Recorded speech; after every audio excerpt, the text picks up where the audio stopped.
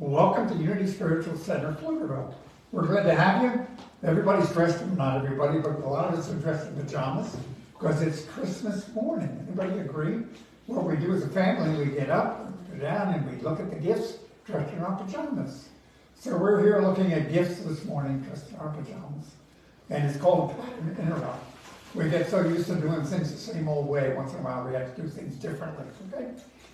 And today we're going to be talking about the Christmas story, and Christmas story in a slightly different way, but I'm going to go into the Bible and read it as it's given in the Bible. Now, this is the new Revised Standard Version, which a lot of people are now accepting as a version, and wrong one.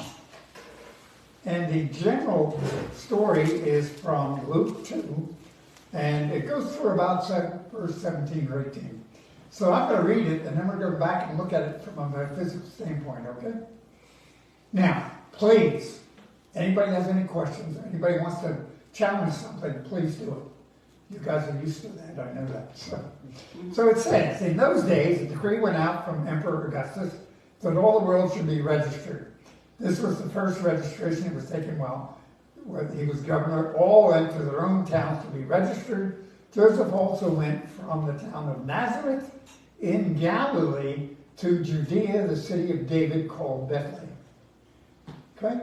There's a very significant issue there, which we'll talk about. Next,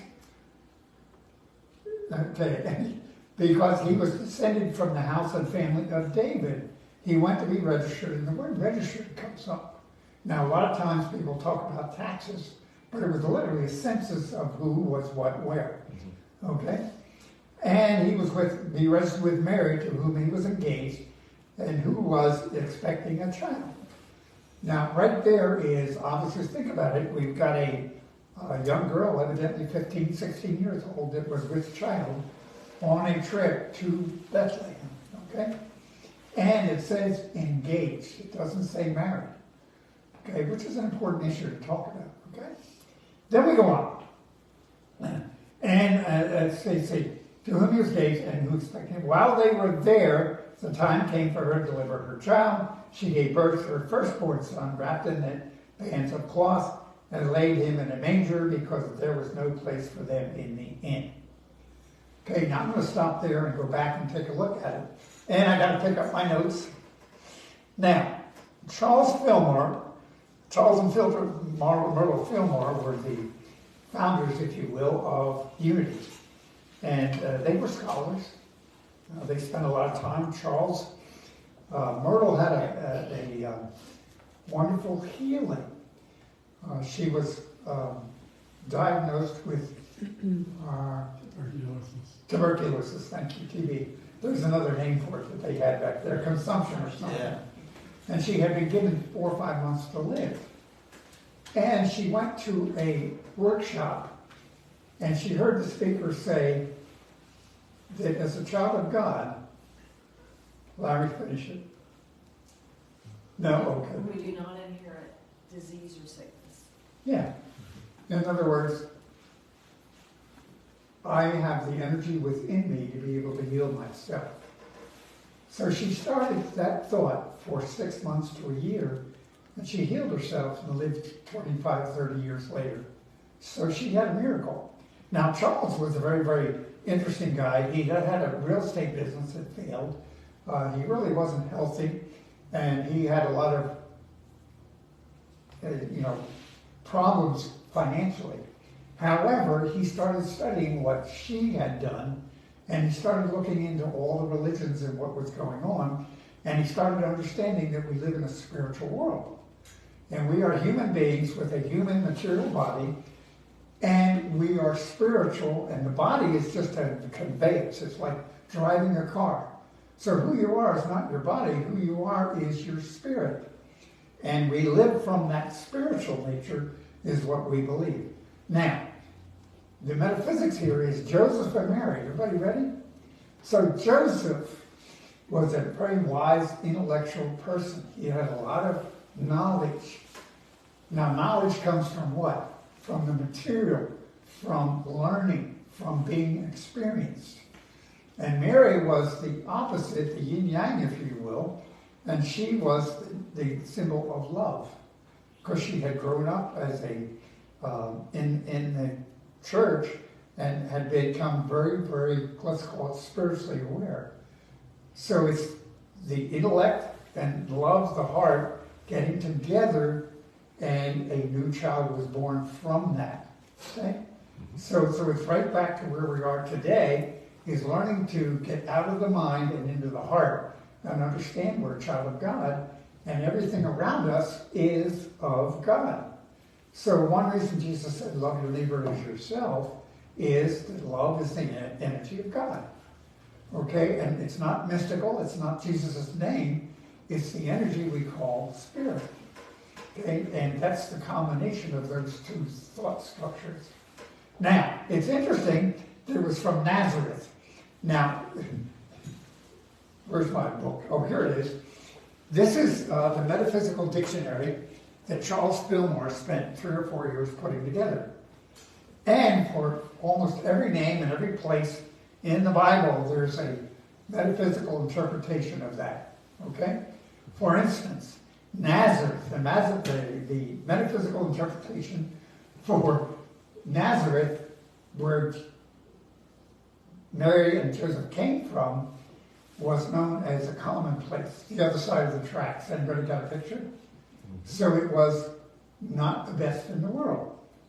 And they went from there to Judea, and Judea was the place to be praised. So they went physically from a place of commonplace to another place of praise and upscale, because it was outside of Jerusalem, which is the holy spiritual center of the energy at that time. So metaphysically, they took a journey from lower consciousness to higher consciousness. Everybody got it? Okay? Which is part of that. So, and that, believe it or not, is that first beginning. Okay, now, anybody wants to look at this later, you're welcome to do that. Okay? You can spend days in this thing. Okay? Now, there's more to it, and we'll share that as we go through it. Now, the next paragraph. Okay? She gave birth to her firstborn son and wrapped him in bands of cloth. Now, there are other versions that say swaddling clothes. And swaddling clothes, at that time in history, newborn babies were wrapped very tightly in bands of cloth. Okay? And it was part of the tradition that you took the child and you bound it in that, and then you put them in a safe place. So bands of cloth, again, metaphysically, are the constraints of the physical environment. In other words, when we're born into the physicality, we're born into all the rules and regulations that are of the body of the material. And that means struggle and all the things we're taught to believe. It's a tough world out here. All those kind of stories create that energy that is not conducive to living properly, living happily. And manger is a metaphysical interpretation, is the physical self and the animal self. So would you agree mangers are there for animals to eat out of? So it meant the physical nature of the human being as an animal rather than as a spiritual being. So we are all born into that environment because a child is brand new. It's a new energy, a new entity, which is born into this conversation. And what is that child to do? The only thing they can do is what they're told to do and how they are around them. Okay? So that's the first part. No questions? Okay. Then we go on. In that reason, there were shepherds. Oh, go ahead. She gave birth to her firstborn, and there was no place for them in the inn. See, that's a significance. And that conversation is that the world doesn't want to hear about the spiritual self. The world wants to deal in the physical self and all the transition that occurs in the physical world. So there was no room for them in the inn, and they had to live with the physical self. Okay? Now, we go on. In that region, there were shepherds living in the fields, keeping watch over their flock by night. Okay, now, shepherds, you ready for this? Shepherds are the dynamic thoughts of God. Anybody ever had a thought? But have you ever had a clear thought to do something you knew was right? Yeah. See, that's the definition metaphysically of an angel. Because you're given a direction directly from God if you're in that consciousness, okay? So the shepherds are there to give the announcement that this birth has occurred, okay? And the angels, the word angels is the shepherds. The angels gave the shepherds a dynamic thought. Go check on this. Okay? Now, we're going to go on. Shepherds, in that reason, then the angel of the Lord stood before them, the glory of the Lord shone around them, and they were terrified. Stop and think about this. This is an interesting issue. When somebody starts on a spiritual path, it's frightening. Because all of a sudden, you have to give up all the beliefs in the negative world that you've experienced. In other words, the word victim. Anybody agree with that? Stop and think about that. When I take on victim mentality, I am saying the world is against me. But the Bible says, if God be for you, how can be anything against you? So we make up these stories in our consciousness. Okay? Now, that's the intellect. The intellect, the wisdom that we spend years being trained in. And there are some of us that have all kinds of degrees, but what has it done for us? Other than create more problems about what to know. So it's a very, very interesting conversation. So fear is part of the spiritual journey, if you will, which is a very, very interesting connotation on this. Okay? Then, next, but the angel said to them, do not be afraid, for I see I am bringing good news of great joy for all people. To you is born in the city of David a Savior, who is the Messiah. The Lord, well, this will be a sign for you. You will find a child wrapped in bands, lying in a manger, and suddenly there was an angel, a multitude of the heavenly hosts, praising God and saying. Anybody ever been overwhelmed with good thoughts?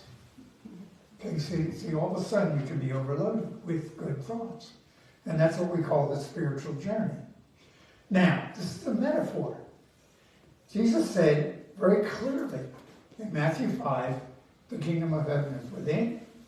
Know you not that you are the light of the world? And on and on and on. Paul said later, he said, you are children of God, heirs with Christ. So if you're an heir with Christ, what does that mean?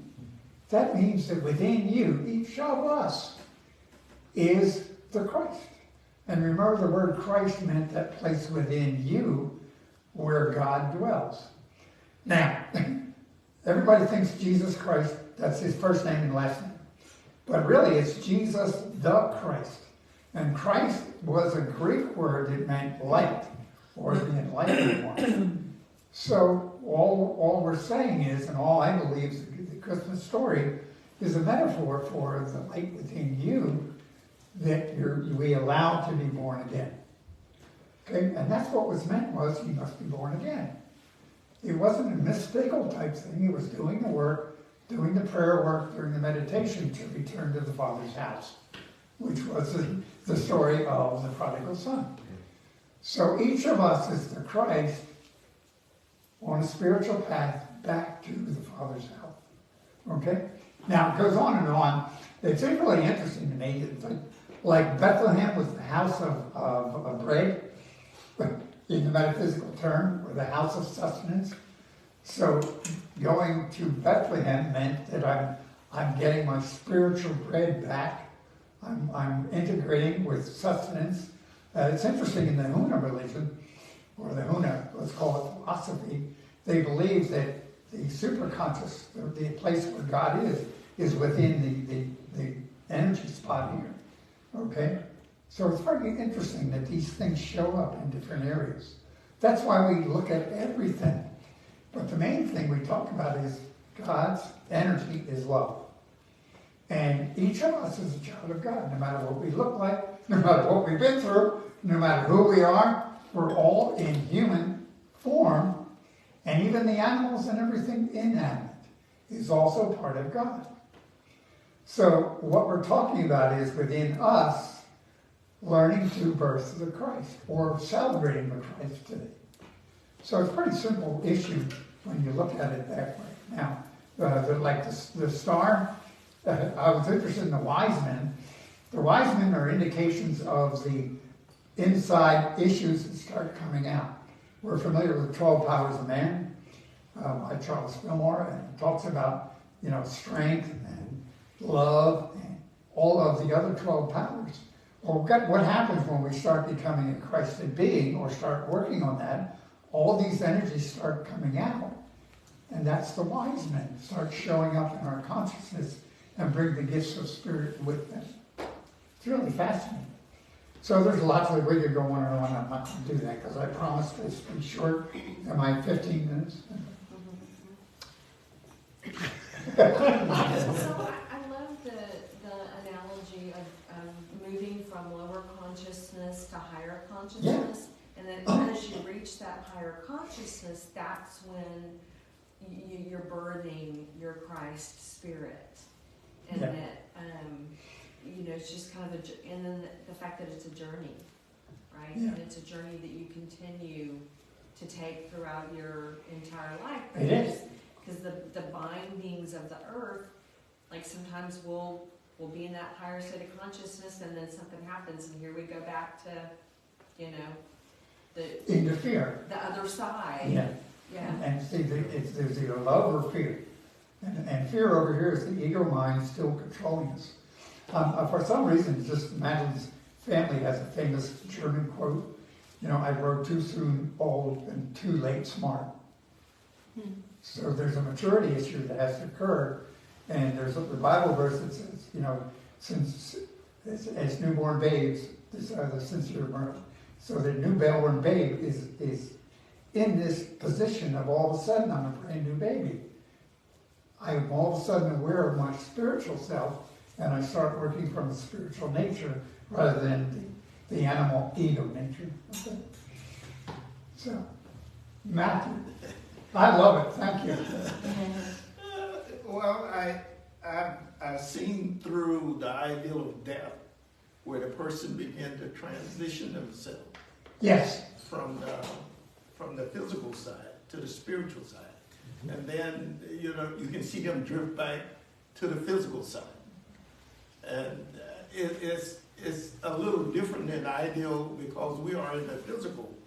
But they move from back and forth. Amen. Depending on how they're doing. I don't know if anyone ever seen it that way. No, absolutely correct. Okay, stop and think about it. You can become enlightened before death. Okay, so you can experience that, and all of a sudden you give it up because it's not real. It's an illusion. Right. Now people have a hard time with that idea of it's an illusion. Okay, but we all get there sooner or later. And some of us have to die to get it. Now that's a little bit strong, but yes, that's the idea. Oh, okay. Thank you. That was like, we have to die to get it. Now that's why see, the world doesn't want to hear this. It really doesn't. Jesus had a hard time with his message. Okay, and that's part of this. I'm not going to get into all the metaphysical, but Jesus had a hard time getting his word across. The Sadducees, they killed him because they thought he was blasphemous. Okay, and some of the words we're talking here could be considered blasphemous. Right. What do you mean you're a child of God? What do you mean? That means you're an energy God. You're the expression of God, and that's who you are, and you've forgotten it. That's all we're saying. Yeah. Same issue, right? Yeah. Paul? To kind of build off of that, Neville Goddard talks a lot about Yep. the astrological connections to Christmas. And it is not an accident. It's actually one of the origins of Christmas being when it is the solstice. So we go from the darkest day of the year to having more light, and more light that becomes even more and more and more and more and more. It's interesting. And it really is that whole sense of like the magi, the wise men, if you will, the three kings. They came later. They came later, but they were also talked about as being astrologers, people that were watching the stars, that were connected in with the nature, the very human science, if you will, of where we are, but also the mystical, spiritual piece too. That it was bigger than what they could see and touch. Okay, I get that. There are conversations in some groups that it makes no sense that the birth of Christmas is on December 25th, because the shepherds would not be in the fields; they would have their flocks in a corral type of thing, and they wouldn't be out in the field. So there's a lot of possibilities there, but we're still talking about the Christ being born. Robert, I think Larry was one of the wise men at that time. It's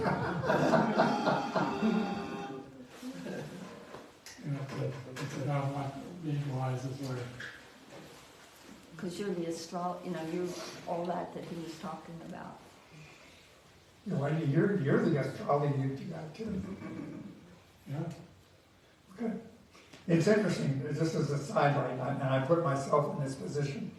Metaphysically, John the Baptist,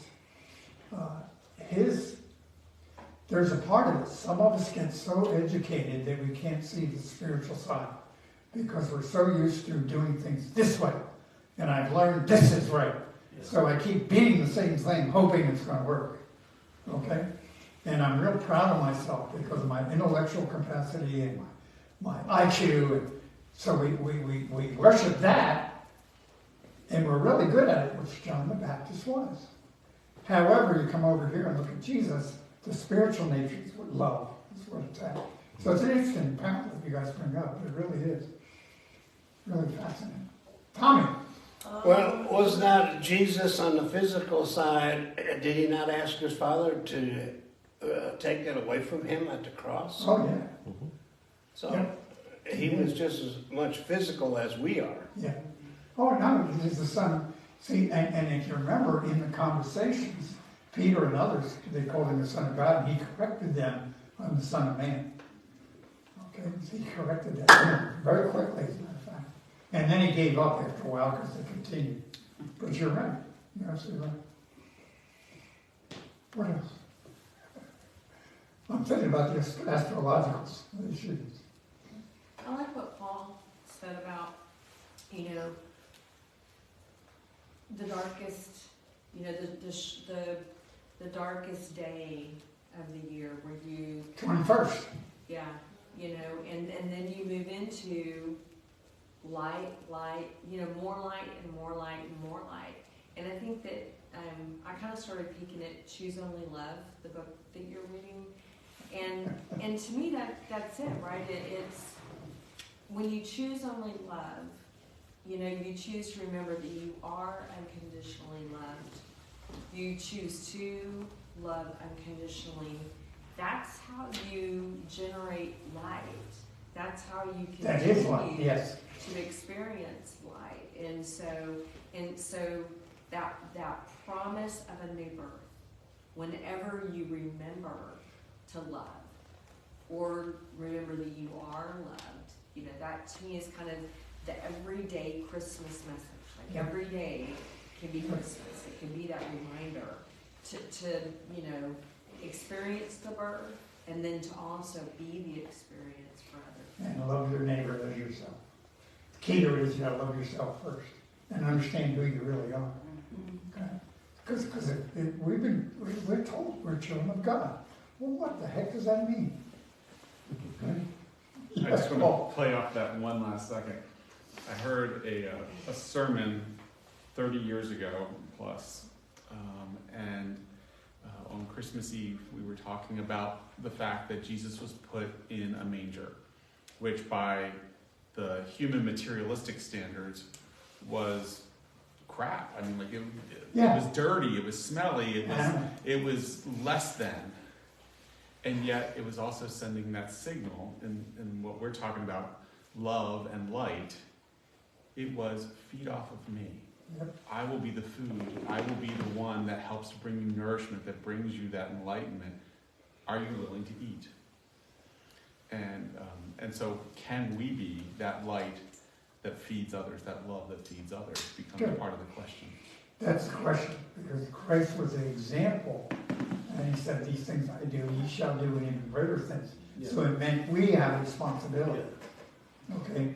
And we have a lot of people looking out here and saying, oh, all I have to do is do that. Not, it's here. Okay, which is a good point. And Really that is. ties in with the Last Supper. Yeah, yeah. That ties in See, with the this all, Last- this all gets together, it really does. And it goes right, the kingdom of heaven is within. I'm a child of God, you are the light of the world, and it's the Father's good pleasure to give you the kingdom. And if we have to fight for what we want, that means we're resisting God's love, because the Father's good pleasure to give you the kingdom. So why do we have all the turmoil in society that we do? And why is Madeline trying to hurry me up? She's arranging She's it. wrapping, she's saying. Fixing. She wants to get her present. Let's party. It is time to party. That's my girl. Okay, I'm finished with the idea. Now, we're gonna move next, okay? We were gonna do the offering, but I'm gonna skip it. And we'll do it later. Okay, RJ. What? Say bye. Say goodbye. Say goodbye. Say goodbye. Goodbye! Merry Christmas. Merry Christmas. Merry Christmas. Amen. Okay, now, this was, I shared this